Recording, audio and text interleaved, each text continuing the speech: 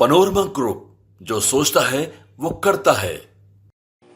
राजनीति में आपका एक फैसला बहुत कुछ बदल देता है और आपके एक बयान से बहुत कुछ ऐसा हो जाता है जिसकी कभी आपने कल्पना भी नहीं की होगी।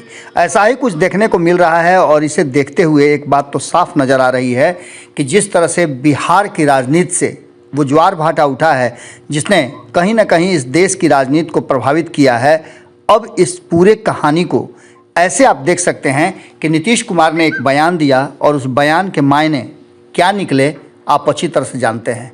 जीतन राम मांझी को बयान देकर के नीतीश कुमार ने ये बताने की कोशिश की कि वो सुपर बॉस हैं। हालांकि इससे पहले नीतीश कुमार के बयान को लेकर कभी विवाद चल ही रहा था। ठीक 24 घंटे पहले नीतीश कुमार ने दोनों ही सदनों में जिस तरह के बयान दिए थे उस पर जमकर किरकिरी हो रही थी, चर्चाएं चल रही थी कि दूसरा बयान नीतीश कुमार का तड़ातड़ आ गया और ये बयान विधानसभा में जब जीतन राम मांझी जो आरक्षण बिल है उस पर बात कर रहे थे, अपना पक्ष रख रहे थे, उसी दौरान नीतीश कुमार खड़ा होते हैं और जो नहीं कहने का भला बुरा कह के कहीं ना कहीं जीतन राम मांझी को जलील करते हैं। एक तरफ जहां आरक्षण के दायरे को बढ़ा करके ओबीसी, ईबीसी, अल्पसंख्यक और अन्य जो जातियां हैं, माफ़ कीजिएगा, दलित वर्ग को आरक्षण की बढ़ोतरी करके उनको खुशियां दे रहे हैं, तो वहीं एक दलित को इस तरह की बात कह के कहीं ना कहीं नीतीश कुमार ने अपने द्वारा कही गई इस बात को राजनीतिक मुद्दा दे दिया और ये मुद्दा इतना बड़ा हो गया कि इस मुद्दे पर अब चर्चाएं शुरू हो गई। भारतीय जनता पार्टी को बैठे बिठाए एक बड़ा मुद्दा मिल गया कि दलितों का नीतीश कुमार किस तरह से अपमान करते हैं और ये मुद्दा पटना से होते हुए दिल्ली तक पहुंच गया। यहाँ तक कि ये मुद्दा तेलंगाना पहुंच गया, जहाँ कभी नीतीश कुमार, उसकी शुरुआत बिहार से हुई थी। आपको याद होगा केसीआर जब बिहार आए थे तो नीतीश कुमार और केसीआर जब प्रेस वार्ता कर रहे थे तो क्या कुछ हुआ था। अब नीतीश कुमार दलित विरोधी कहे जाने लगे हैं और इस बात को लेकर के प्रधानमंत्री नरेंद्र मोदी ने जब इस पूरे मुद्दे पर अपनी बात रखी है और इसके साथ साथ कई तथ्य भी सामने रखे हैं, इसको लेकर के चिराग पासवान भी एक्शन के मोड में आ गए हैं। हमने आपको बताया था कि चिराग पासवान को लेकर के जो बातें चल रही हैं उन बातों में एक बात तो कॉमन है कि कहीं ना कहीं नरेंद्र मोदी ने टॉस करके ये बात साबित कर दिया कि चिराग पासवान कितना अहम है और पूरे मामले को गरमा दिया है। आपको बता दें कि आपने सुन जरूर लिया होगा कि प्रधानमंत्री नरेंद्र मोदी ने क्या कहा है, लेकिन अब तक ये आप नहीं जानते हैं कि इस पर चिराग पासवान की प्रतिक्रिया क्या है। इस पूरे मामले को लेकर के चिराग ने अपने चाचा पर साधा निशाना और कहीं ना कहीं इस बात को लेकर के उन्होंने कहा कि किस तरह से उनके परिवार और पार्टी को तोड़ा गया था।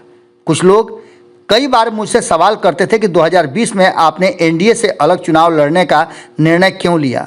इसके दो कारण थे। पहला, मुझे तब भी यकीन था कि मुख्यमंत्री नीतीश कुमार जी के नेतृत्व में बिहार का विकास संभव नहीं था और दूसरा ये कि जिस तरह नीतीश कुमार जी ने मेरे पिता का अपमान किया था उसे कोई पुत्र सह नहीं सकता है।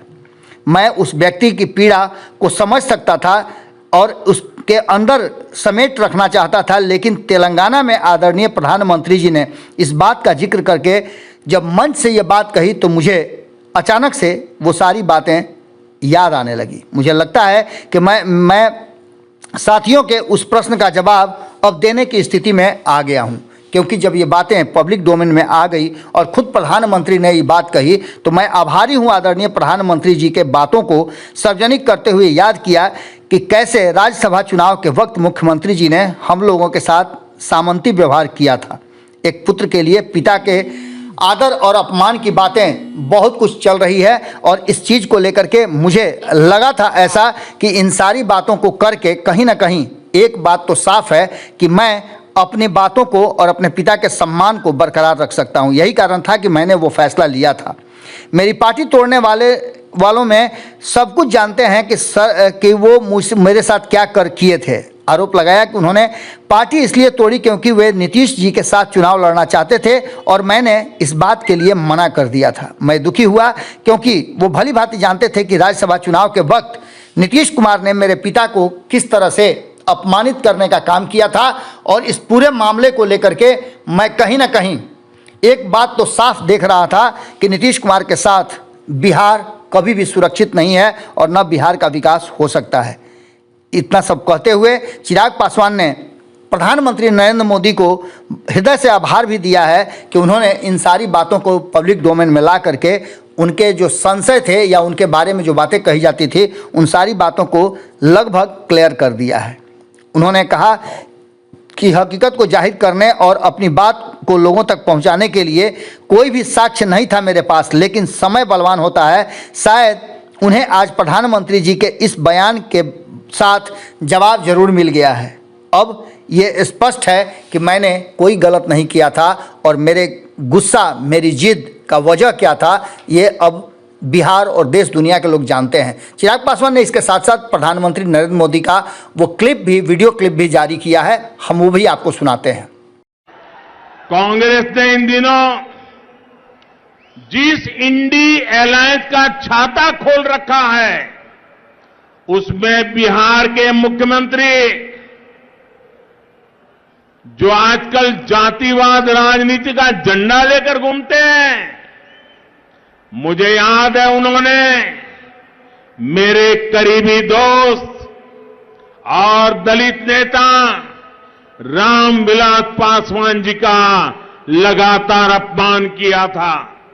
यहां तक कि जब रामविलास पासवान जी को राज्यसभा सीट की बात आई थी तो वो भी समर्थन देने में आनाकानी कर रहे थे।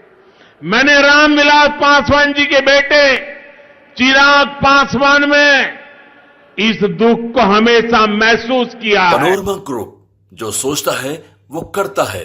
अगर ये वीडियो पसंद आई और वह बिहार के राजनीति और बिहारियत से सरोकार रखेनी तो सब्सक्राइब बटन दबा के चैनल के सब्सक्राइब कर ली।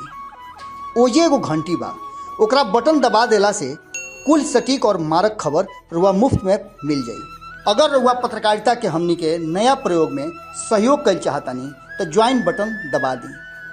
पेटीएम नंबर नोट कर ली 9386816700। धन्यवाद।